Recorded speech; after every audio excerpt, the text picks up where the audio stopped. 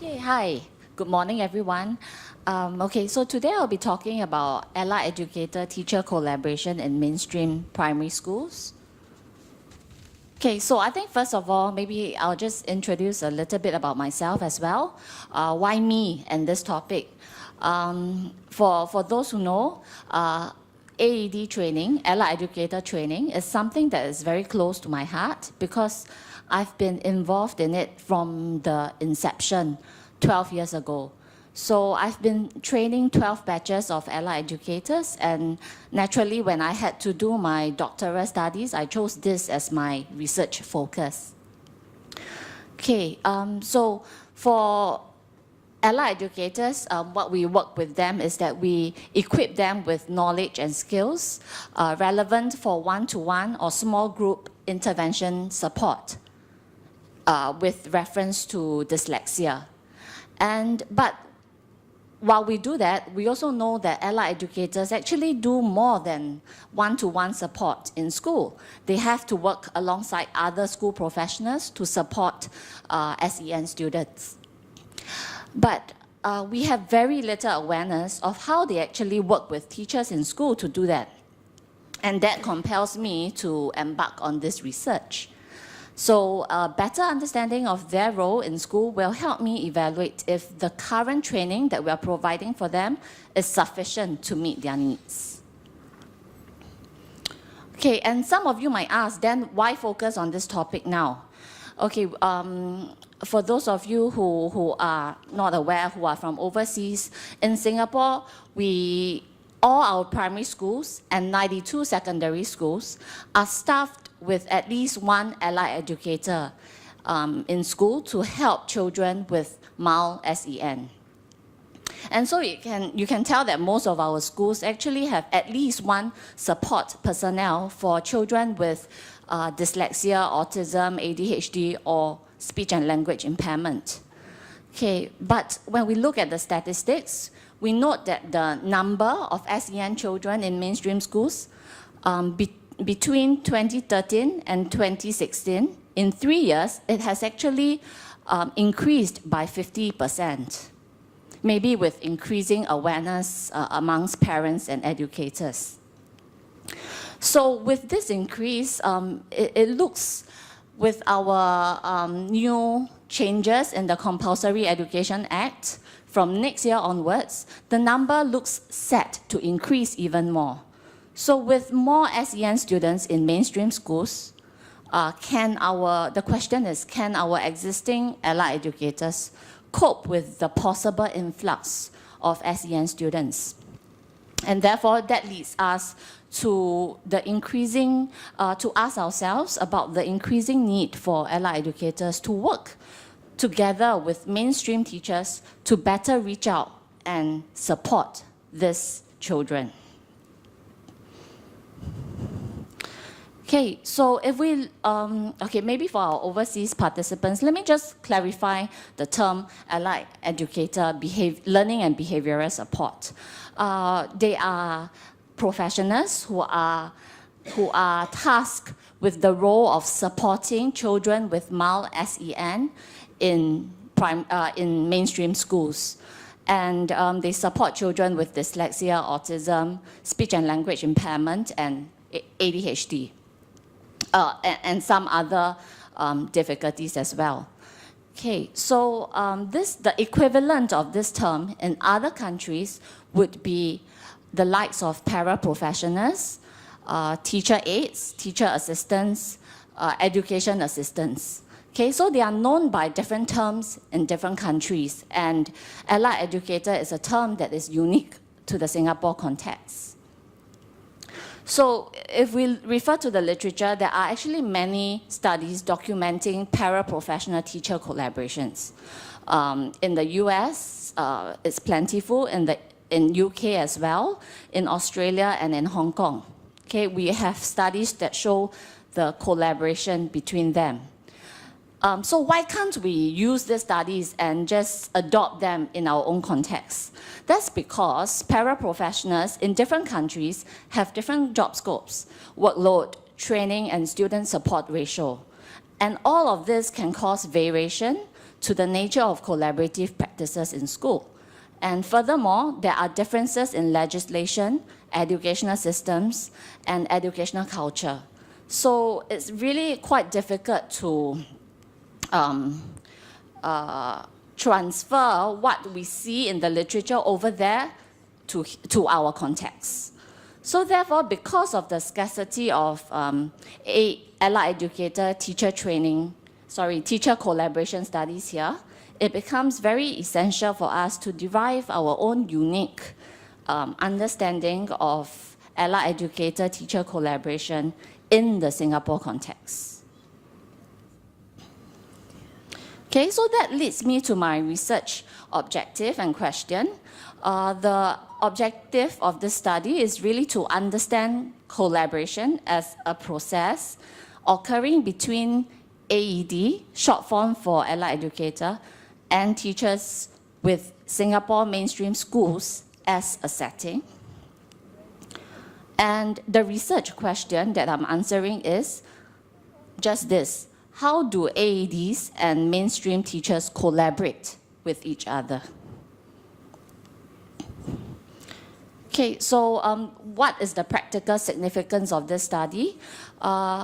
I think I need to talk about, I need to go back in time to 2004 when Singapore actually embraced the idea, the notion of becoming an inclusive society.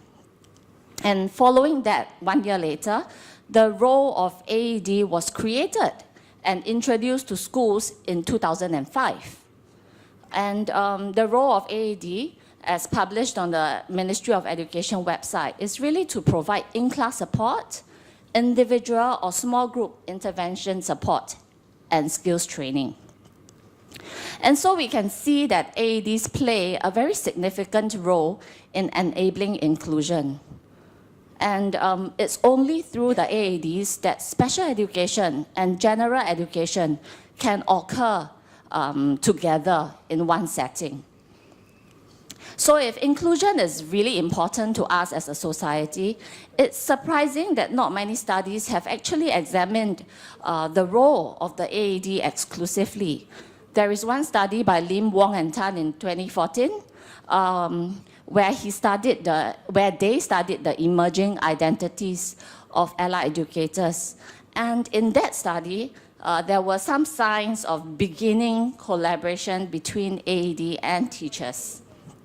But since then, there have not been any studies focusing exclusively on allied educators. And so it becomes timely that I embark on this study now to understand the collaborative relationships amongst educators. And that would shed light on our progress as well towards an inclusive society and schools. The other practical significance of the study would be this. Okay, we know that on the website as well, MOE says that AED has to work closely with school personnel to identify and support students' learning and behavioral challenges. However, much of the interpretation of the above statement is actually determined by the AED themselves, school leaders, as well as the school culture. So there is basically not much standardization in the practices among the schools.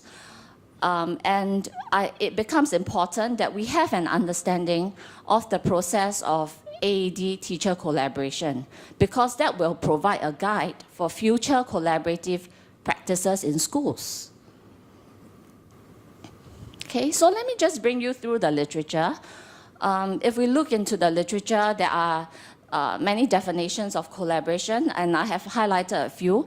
Collaboration basically comes from the word co-labor, and it means working together, just like in a marriage.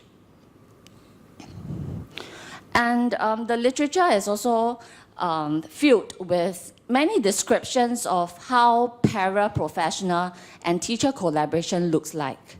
So examples of collaboration would be provision of support to students with SEN while the teacher teaches, reinforcement of rules and expectations set by the teacher, provision of assistance to classroom and behavioral management, provision of assistance in daily planning of lessons, and the sharing of knowledge with each other. So I think it's good that the literature gives us an understanding of how collaboration looks like, but what it doesn't do is to tell us how to collaborate. So like these images, it tells you what marriage is like. Maybe you go on holiday together, you cook together, or you take selfies together, but it doesn't tell you how to get to this stage of bliss. Okay, so the how in collaboration is important, and it can be captured in these definitions of collaboration. These definitions have described collaboration as a process. Some of them say that it's a problem-solving process. West, 1990, says that it's a problem-solving process. Fuster says that it's a social process. And the word process is important because it highlights that collaboration is a continuous process that is not one-off. It's that there is a period of time to it, and if you actually look at collaboration at one instance, it will not do justice to the understanding of collaboration. So therefore, this is the theoretical construct that I have adopted for this research as well, collaboration as a process. Okay, so my focus would be on the how in collaboration. But when I look back into the SEN and general education collaboration literature, there is not much studies on this. I found one on Welch and Talbot. They actually came up with some processes of collaboration, which are problem solving, action plan development, and then evaluation. Okay, and then I had to look into the medical literature as well about the process of collaboration, and I found one by Fuster, which is that forming the group, something needs our attention, knowing who to talk to, finding the right person, creating harmony, making it happen, and monitoring progress. So you can see that it's a sequence of actions and that it's a continuous process and not just like a one-off kind of thing. Okay, so I think this leads us to the theoretical significance of this study, which is that literature has emphasized too much on the what of collaboration, and there is lesser emphasis on the how in collaboration, and therefore my aim is really to balance this two. Okay, there are also several frameworks for collaboration with which I have looked at, and I think the one that is most aligned with my construct of collaboration, which is the how in collaboration, is this strand of research, which focuses on social dynamics in collaboration. And this will be the framework that will guide my data analysis as well. Okay, so we know that process of collaboration is very dynamic, fluid, and interactive. And the most appropriate way to understand the collaborative experiences is really through past collaborative experiences by interviewing participants, observing and analyzing their interactions. And so because of that, I have adopted a qualitative approach. And but however, because of the lack of existing theory of collaboration between AEDs and teachers in Singapore, I have to use the grounded theory methodology by Corbin and Strauss to allow the process of collaboration to emerge from actual experiences on the ground.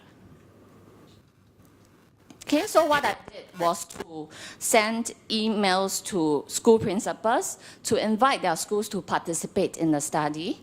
But because this research is only a part of my doctoral studies, I wasn't too ambitious. So I only took about 4 mainstream schools to look at. And when 4 mainstream schools responded, they all took part in my study. And so I have a pair of allied educator and a teacher from each school, which sums up my total participants to 8. Okay, so a little bit about my participants. There are 4 allied educators, and their years of experience in their current school ranged from 1.5 to 13 years, an average of 7 years.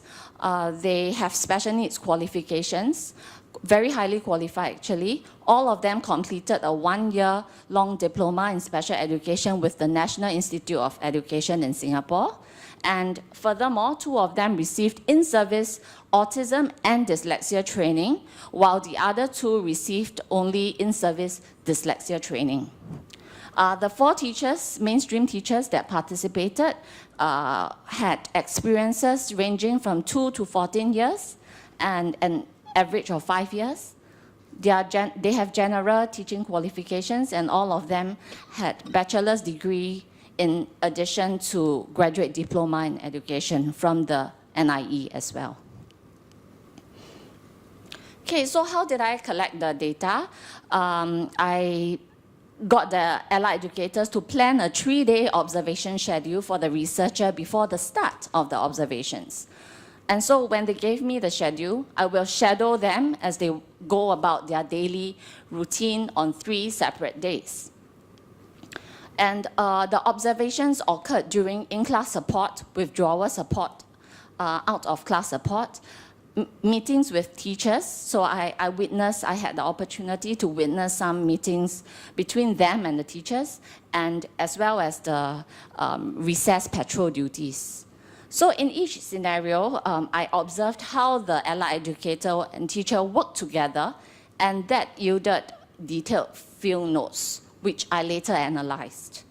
Okay, and each school visit ranged from 3 to 6 hours, and the period of observation ranged from 3 weeks to 3 months in the different schools. 3 months because there was examinations and there was the year-end school holidays.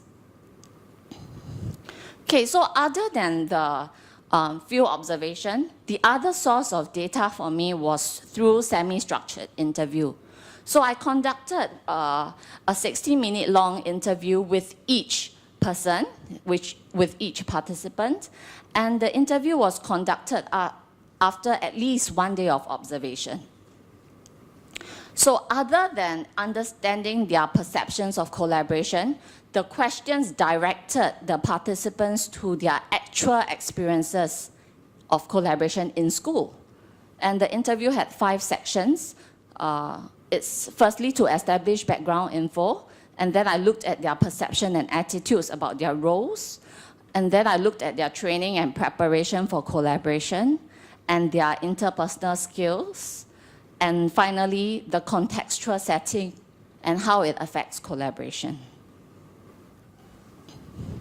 Okay, so to do that, to collect all the data, I had to get informed consent from the allied educator, the teachers who had their classes observed, teachers who had been interviewed, parents whose children will be observed in a small group setting, and parents in the and pupils in the small group setting. Okay, so how did I analyze the data? I used the grounded theory approach, which had 3 phases. The first phase is the open coding phase, where I'm still doing. It has generated a tentative list of 61 codes so far. I still have some transcripts to code. So what you're seeing here is really some preliminary results. Okay, from the 61 codes, I extracted about 7 important categories for discussion later on.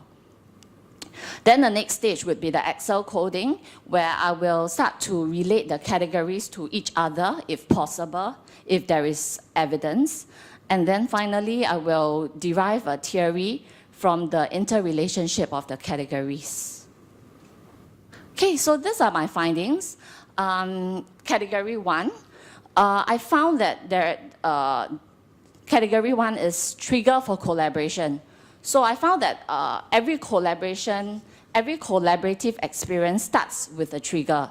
And there are 2 types of trigger: planned collaboration and needs-driven collaboration. Planned collaboration are those that are scheduled in the school calendar or in the allied educators' timetable. Examples of it are assigned role in the reading program. They have assigned role in the school exams committee, and that requires them to talk to teachers, collaborate with teachers. For example, student handover meeting at the beginning of the year, when they hand over one student from a previous teacher to another teacher, they have to actually update the teachers about this child. Okay, and they have scheduled termly meetings as well. Okay, so for needs-driven collaboration, it's actually a bit more impromptu and it's not planned, but it usually surfaces because there is a problem to be solved. So when there's a problem to be solved, educators need to talk to each other. When students get into trouble, behavioral issues, teachers have to talk to each other. And so these are all the triggers of the impromptu kind of collaboration. Sometimes students' parents will also request certain things, and that requires the allied educator to actually impart this information to the teachers, and that's when they start talking as well. Okay, so the second category is that is initiate communication, and very often I notice two subcategories of this main category. Firstly is who initiates the collaboration. Sometimes it's the teacher, sometimes it's the allied educator, and but generally, so far, the data has shown that teachers and allied educators approach each other as much as one does. So sometimes it's the teachers, sometimes it's the allied educators. And where do they discuss? Where do they talk? They actually, for the planned collaboration, it's usually sit-down meetings. But for the impromptu kind of collaboration, it's really classroom corridor, anywhere, whenever they bump into each other and there's a trigger, they talk. Sometimes, because they are so busy in school, they talk over the WhatsApp chat group. They talk over meals in the canteen. Or sometimes the teacher will make special visits to the allied educator's office to discuss a certain case. And they talk in the pantry, canteen, and in class, when the allied educator is there to provide in-class support. The third category that emerged was that this: one asks and the other shares. So in this category, you notice that knowledge is actually flowing from one high place to a lower place.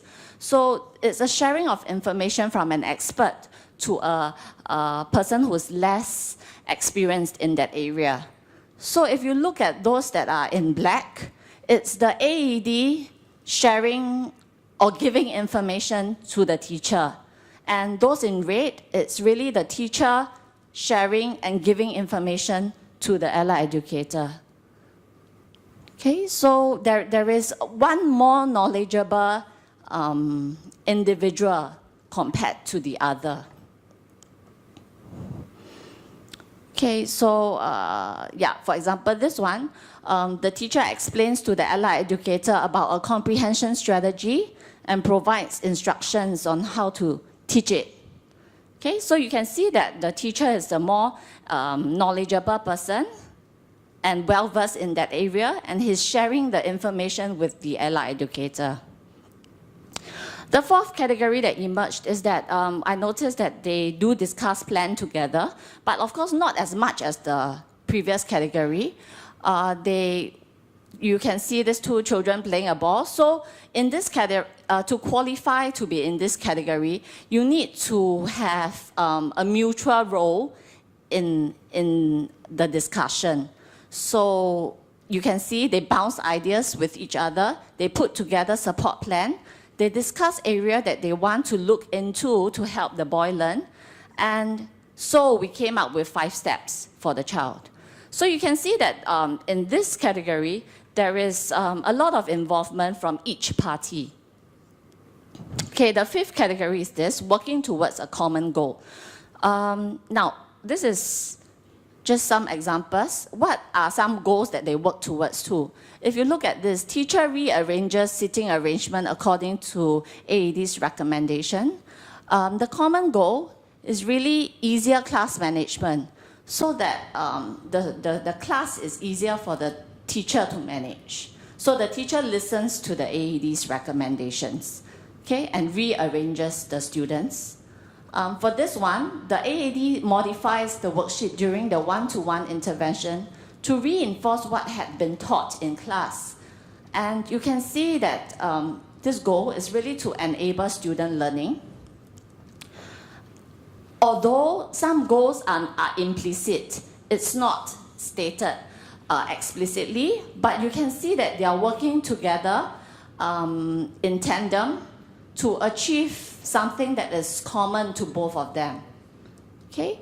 So working towards a common goal does not necessarily mean that they work together. You can see that they work independently, but they are still working towards a common goal. Okay, the sixth category is that I noticed that they evaluate, monitor, or follow up on the case. So they update through WhatsApp. The AED will just pass by the class to see whether the student is doing okay. Maybe there's no communication, but she is evaluating how the child is doing. Okay, and the last category that emerged is this, that there are intervening conditions for collaboration. Firstly, from the AED influence would be the traits. So in the interviews that I've looked at, the AEDs always portray themselves as a support to teachers. And this is actually backed up by the teachers. In the interviews with the teachers say that the AED have been very helpful. They are the extra pair of hands and they lighten their workload. So you can see that there is reinforcement in this, okay, from different perspectives. Okay, and then another thing about AED influence is the training. All of them mentioned that they value the literacy skills training they have received because that equipped them to relate to teachers and offer practical strategies to teachers, which is what teachers need. Okay, and then on the other hand, when I interviewed the teachers, they also seem to say the same thing, but from the teacher's perspective.